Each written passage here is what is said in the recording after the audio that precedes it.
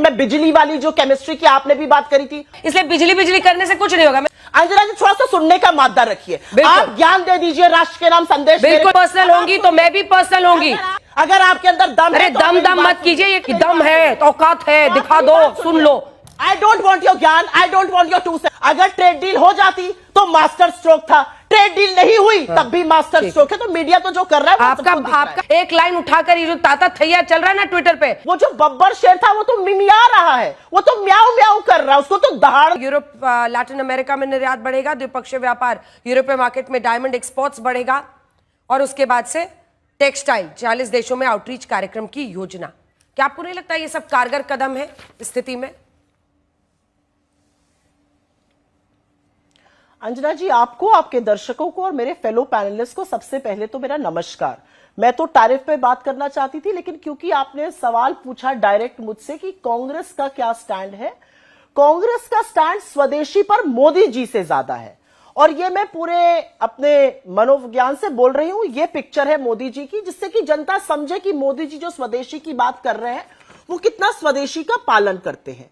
नरेंद्र मोदी जी जो मर्सिडीज की मैबैक गाड़ी में चलते हैं, जो घड़ी मोवाडो स्विट्जरलैंड की लगाते हैं, जो जूता केनिथ कोल अमेरिका का पहनते हैं, जो बोइंग अमेरिका के हवाई जहाज से चलते हैं, जो कपड़ा अरमानी का पहनते हैं, जो घड़ी जैसे मैंने बोला मोवाडो की लगाते हैं, जो पेन मोबला लगाते हैं, जो चश्मा बुल्गारी का लगाते हैं, जो इटालियन कंपनी है, वो स्वदेशी की जब बात करती है तो थोड़ी सी हंसी आती है।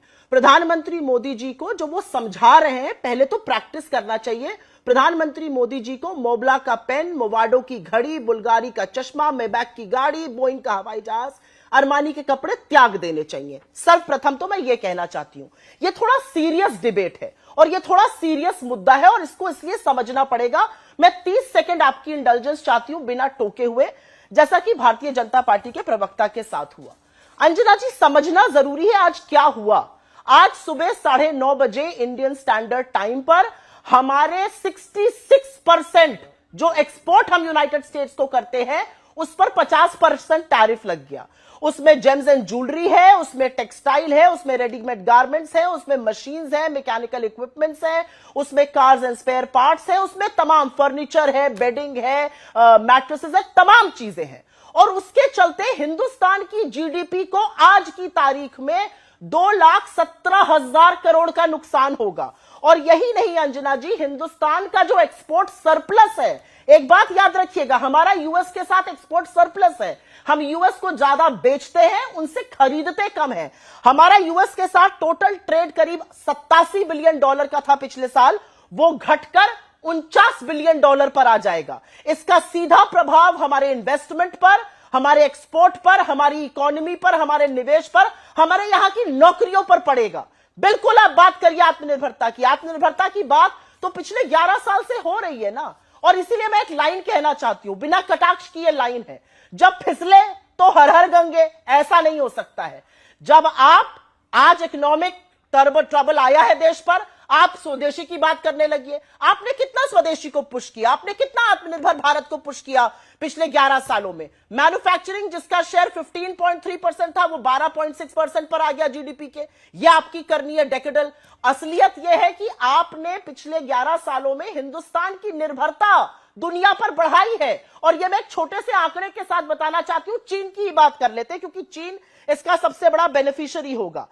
चीन पर हमारी जो निर्भरता थी वो करीब चीन से हम निर्यात करते थे करीब $50 बिलियन का। आज हम निर्यात कर रहे हैं $114 बिलियन का।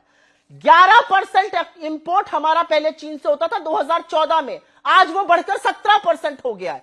हमारा ट्रेड डेफिसिट बढ़ बढ़ के लगातार बढ़ता गया है। तो 11 साल में आत्मनिर्भरता कहां है? वो जो बब्बर शेर था वो तो मिमिया रहा है, वो तो म्याऊ म्याऊ कर रहा है, उसको तो दहाड़ना था, हमने नहीं दहड़वा पाए। असलियत यह, हमें ग्लोबल वर्ल्ड में रहते हैं। और अंजना जी एक बात कह के मैं अपनी बात खत्म करती हूं। अगर आज मोदी जी ने कम टैरिफ पर ट्रेड डील कर ली होती तो इसको master stroke of foreign policy और कॉमर्स मिनिस्ट्री बताया जाता, मोदी जी के कई गुणगान होते। आज जब वो नहीं कर पाए तो गोल पोस्ट चेंज करके स्वदेशी की बात हो रही है। बिल्कुल स्वदेशी की बात करिए, लेकिन पहला स्वदेशी काम आप शुरू करिए। आप जिस टेलीप्रॉम्प्टर से पढ़ते हैं वो भी मोदी जी जिस टेलीप्रॉम्प्टर से भाषण देते हैं वो भी विदेशी है। तो ये थोड़ा सा मुझे अतिशयोक्ति लगती है। और अंजना जी, एक चीज का मुझे आज दुख है, मुझे दुख इस बात का है कि जब आपने मोदी जी की बाइट को दिखाया जहां पर उन्होंने बोला मुझे फर्क नहीं पड़ता किसका पैसा हो, उस बाइट में उन्होंने आगे कहा रुपया पैसा काला हो या गोरा हो, 2012 में मैं काला धन वापस लाऊंगा, 2016 में नोटबंदी लगा के सारा काला धन वापस आने वाला था, 2025 में पैसा गोरा हो या काला हो मुझे फर्क ही नहीं पड़ रहा। वाह मोदी जी वाह। ठीक, काले धन प्रदीप को भंडारी जी क्या अब जवाब बात दीजिए, उसके बाद में बाकी दोनों मेहमानों के पास जाऊं। ये बात प्रदीप जी, मोदी जी की है। 3-4 बड़ी बातें जो उन्होंने उठाई हैं उसका जवाब दीजिए। और अभी अभी खबर आ रही है, अपने दर्शकों को बताएं, कॉमर्स मिनिस्ट्री से, इस समय सिद्धार्थ जरावी से बात कर लूंगी, कॉमर्स मिनिस्ट्री की तरफ से सूत्रों के हवाले से जानकारी आई कि 200 देशों में वो टेक्सटाइल इंडस्ट्री के लिए आउटरीच करें, जिसमें Japan, European union, south Korea, UK शामिल होगा। पहले प्रदीप भंडारी जी उनकी तमाम बातों का जवाब दीजिए। देखिए, यही इकोनॉमिक थिंकिंग की वजह से कांग्रेस पार्टी ने देश को फ्रेजाइल 5 इकोनॉमी में छोड़ा था। इनको इनकी इकोनॉमिक थिंकिंग मुबारक। जो लोग 3 लाख का जूता पहने, जो मोजे पहनकर खेत के अंदर खेती करने जाए, जो क्लाउड 5 वाटरप्रूफ 20-20 हजार के जूते पहने, जिन्होंने देश के अंदर 70 साल राज करने के बाद में देश को मोबाइल इंपोर्टर बनाया, उनसे हमें नहीं चाहिए कोई भी ज्ञान न नॉलेज।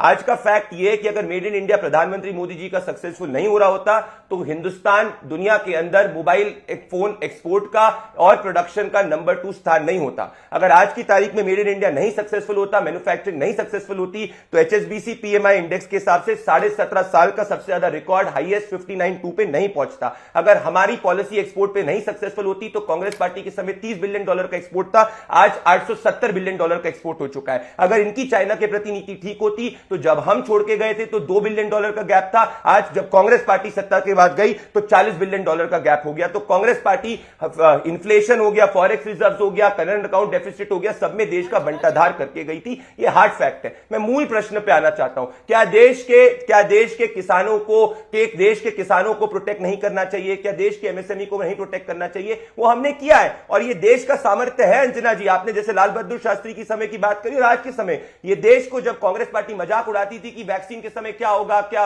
ये फाइजर वैक्सीन की बात करते थे, हमने मेड इन इंडिया वैक्सीन बनाई और 200 करोड़ से ज्यादा जो डोजेज है वो मेड इन इंडिया हुए, जिसका कांग्रेस मजाक उड़ाती थी। तो कांग्रेस को मजाक उड़ाने दीजिए हमारे किसानों का, लघु उद्योग का। हमारे किसानों लघु उद्योग आज भी कंट्रीब्यूट करते हैं और कल भी कंट्रीब्यूट करेंगे और अर्थव्यवस्था तो हमारी $4 ट्रिलियन की पहुंच चुकी है।